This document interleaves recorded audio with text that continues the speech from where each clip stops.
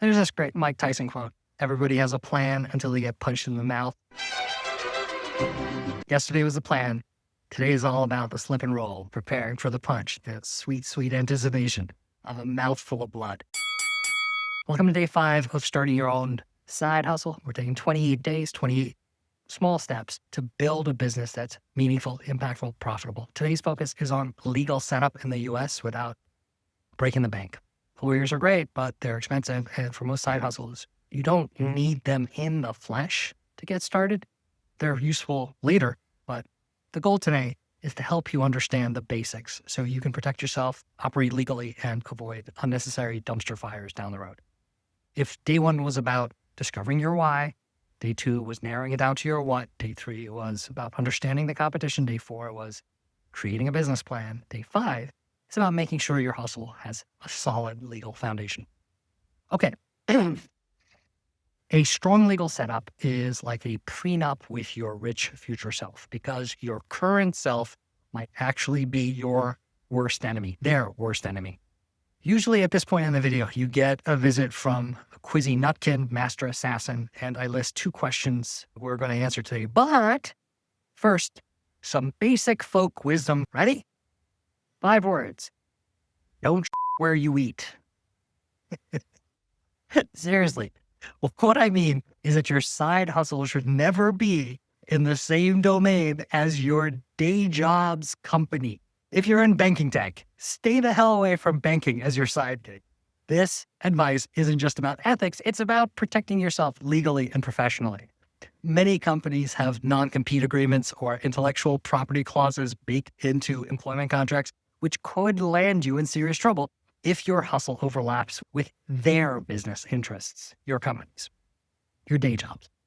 Drawing clear boundaries between your hustle and your day job is a reasonable way to avoid legal gray areas and to protect your reputation. This is where something called NAICS codes come into play. NAICS stands for North American Industry Classification System, and it characterizes businesses by their economic activity using a 6-digit code. If your side hustle falls under a different NAICS code than your employer's primary business, it's often legally distinct and may not violate non-compete agreements. For example, if your employer operates under NAICS code 522110, which is commercial banking, starting a business classified under 541611, which is management consulting, could protect you from legal disputes because they are in separate industries. Google and use the NAICS lookup tool to verify your hustle's potential classification. It'll let you sleep easier. The other practice that's a violent no, and I can't believe I even have to say this out loud, but we got youngsters on this app. Never, ever approach your company's clients or partners with your hustle, ever, ever, ever. That's a bold red line. Never cross it. Why? Because doing that doesn't just burn bridges, it drops napalm on them. It's an unspoken rule of professional conduct that targeting your employer's clients or partners is an act of betrayal, the worst kind. Even if it isn't explicitly prohibited in your contract, don't do it. Beyond the ethical breach, it can damage your reputation within your industry, making future opportunities harder than they need to be. Instead, focus on building a completely separate audience or customer base for your hustle. One that has no overlap. Protect your network at your day job as fiercely as you protect your side hustle and your ideas.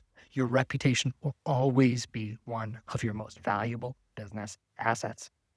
If you're still unsure how to differentiate your hustle from your day job, start by figuring out the industries or markets that are adjacent but unrelated to what you do at work. For example, if you're in banking tech, consider exploring fintech for small business or personal finance tools for individuals, areas where there's no direct conflict of interest, but where you can still leverage all the skills that landed you your day job.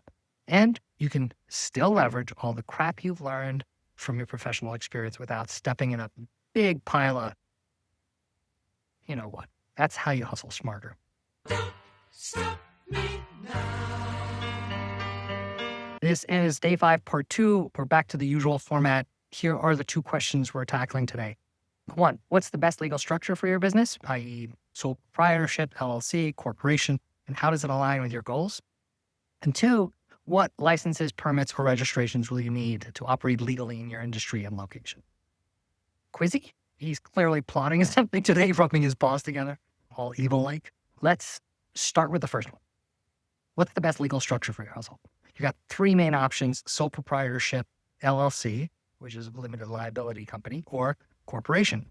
Each one has pros and cons, so let me break it down for you in plain English. Sole proprietorship. This is the simplest option. It's just you running your business under your own name or a DBA, doing business as.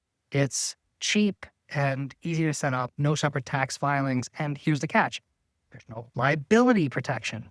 If something goes wrong, like someone sues you or you rack up debt, your personal assets, your house, your car, your savings are all at risk.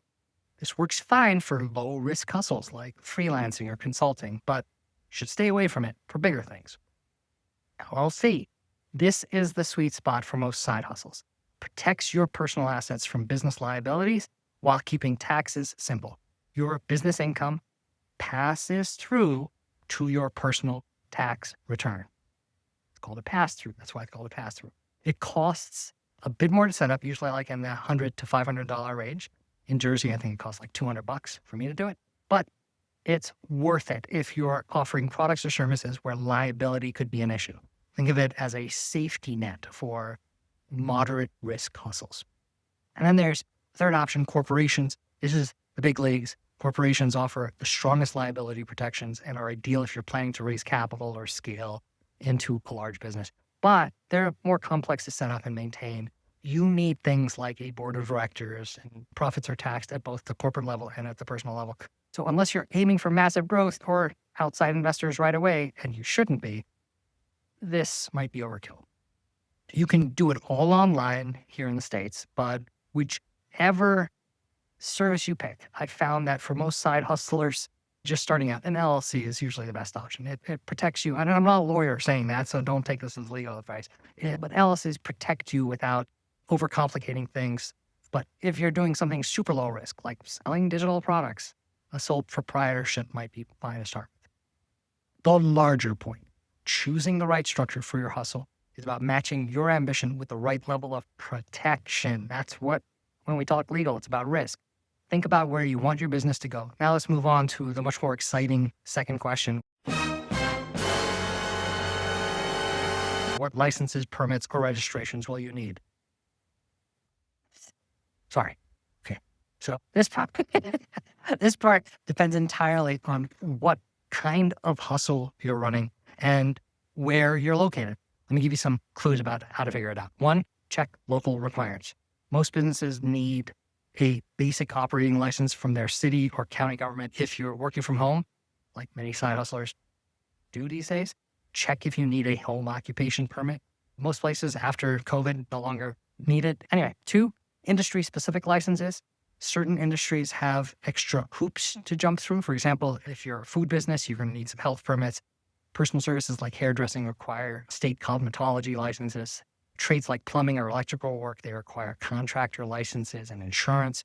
Just do some Googling or check with your local SBA, Small Business Administration office, to see what applies to your hustle. 3, federal licenses. If your hustle involves regulated activities like selling alcohol, firearms, or operating in transportation or broadcasting, check federal agency requirements. It's a simple Google search. It's not simple, but you got to do it. 4, register your business name. If you're not using your legal name as your business name, like Jane Smith Consulting, file a DBA, doing business as, with your state or county. 5, get an EIN. So friggin' simple. An EIN is like a social security number for your business. You get it free from the IRS website, and it takes less than 15 minutes to apply for one online. You'll need this if you plan to hire employees or open a separate business bank account, which, by the way, is a good idea, a separate business bank account. That's tomorrow's topic. Taking care of, and one more thing about EINs. If you go to the IRS website and you apply for it online, the page that pops up with your confirmation is not downloadable. You're not going to get it. You should take a screenshot because it'll take them like 2 weeks to send it to you via snail mail. So in the meantime, you can just use the shot that says IRS website, your EIN number is this, blah, blah, blah. So heck, taking care of the basics today, like all the stuff we talked about, from getting an EIN to federal licenses, etc., it frees you up to focus, super skill number one, to focus on growth next week and beyond. Okay, take a moment, try to answer day 5 questions for your hustle without AI before you listen to the next section, the 28-day Ivy League MBA. I personally think it's useful to try to answer questions without AI first. But if you're out to do that, the AI teaching assistant problem will drop with today's case study in a couple hours. If you don't know what I'm talking about, check out Lunch Break Millionaire Day 0, or go over to superserious.com where I'm posting daily transcripts. The AI prompts are there too. That's it. Hustle smarter. Don't stop me now. You don't need to be paranoid, just prepared. Day 5, part 4 of Lunch Break Millionaire, where we turn whatever you're eating for lunch into an Ivy League MBA degree. It's leftover Friday, for me at least. Today's lunch is day-old comfort food, something called jollof rice from West Africa. It's their answer to biryani, although that would probably piss off everyone from West Africa and India. So I should probably edit that out. That's perfect as a food, because today's MBA lesson is about comfort. Not the food kind, but the kind that lets you sleep in peace, that lets you manage risk the right way with a matrix. Every hustle comes with risk. It doesn't matter if you're selling t-shirts or building the next AI unicorn. Something can always go sideways. Most people ignore this part because it feels like worrying for the sake of worrying, but that's not what we're doing here. We're talking about seeing around corners, spotting the potholes before you blow out your tire. That's what we're going to learn about today. This tool helps you map out what could go wrong, how likely it is, and how much damage it could do if you're not paying attention. You're not listing random fears. You're putting them into a grid, so legit ones, so you can see what's actually worth worrying about and what's just background noise. 4 boxes, as you can see up here somewhere. On one side, you've got likelihood or probability. How likely is it that this bad thing's going to happen? On the other axis, you've got impact. If it does happen, how bad is it? High likelihood, high impact. That's your top priority. Low likelihood, low impact. Forget about it for now. Let's bring this down to earth. Say your hustle is a new app for creators like mine is. What could go wrong? Well, maybe somebody hacks your user data. Maybe Apple changes its app store rules and boots you. Maybe your payment processor freezes your funds. Maybe you get sued over a copyright issue. Instead of letting all those worries swirl in your head, you write them down one by one. Then you ask, how likely is this to happen? And if it does, how much does it hurt? Stuff that's both likely and painful goes in the deal with this now box. Stuff that's unlikely and not a big deal, push it to the side. Here's how this connects to today's questions. When you're thinking about the legal setup, you're already managing risk, picking the right business structure, keeping your hustle separate from your day job, making sure you're not stepping on your employer's toes. The risk management matrix just makes it visual. It forces you to see where you're exposed and where you're already covered.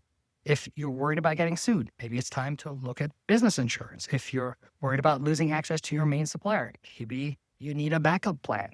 If you're worried about burning out, maybe you need to build in some delegation or automate a few things. Take a sec and sketch out your own risk matrix. Draw 2 axes, one for likelihood, one for impact. Start dropping in every risk you can think of, from my website goes down to my co-founder ghosts me or the IRS comes knocking. Be honest. Don't sugarcoat it. Once you've got your risks mapped, look for the ones sitting in the danger zone. High likelihood, high impact. That's where you put your energies first. Figure out how to prevent them, or at least soften the blow if they happen. Keep telling yourself you're not doing this to scare yourself out of hustling. You're doing this so you can hustle with your eyes open. The people who last in business aren't the ones who never take risks. They're the ones who see the risks and have a plan. You don't need to be paranoid, just prepared. That's how you hustle smarter. Don't stop me now. Day 5, part 5 of Lunch Break Millionaire. This is the segment where we hashtag build in public where I answer the daily question from parts 1, 2, and 3 using the MBA skills we learned in part 4 and showing my work here in part 5. Okay, let me walk you through how I answered today's questions for my hustle. You can get this on superserious.com in the transcripts.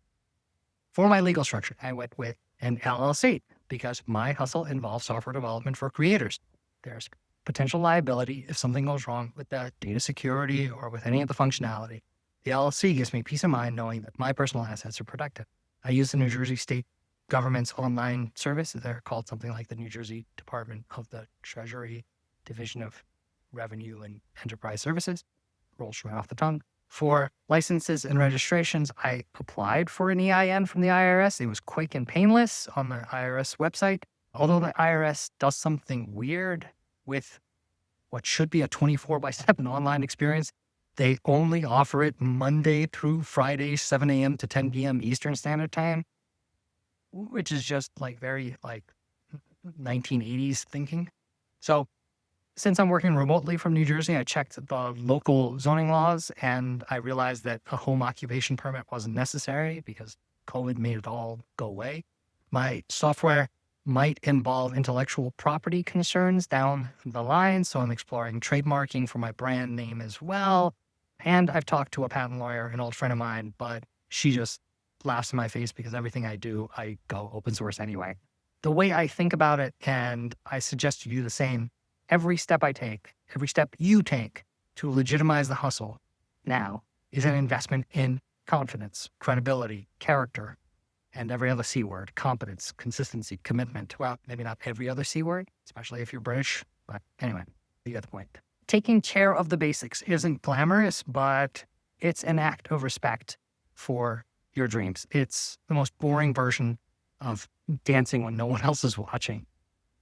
Today's key takeaways. Setting up legally doesn't have to be expensive or overwhelming. It's not even that time consuming once you've done some research, which is also not that time consuming. There's no reason to avoid it, honestly.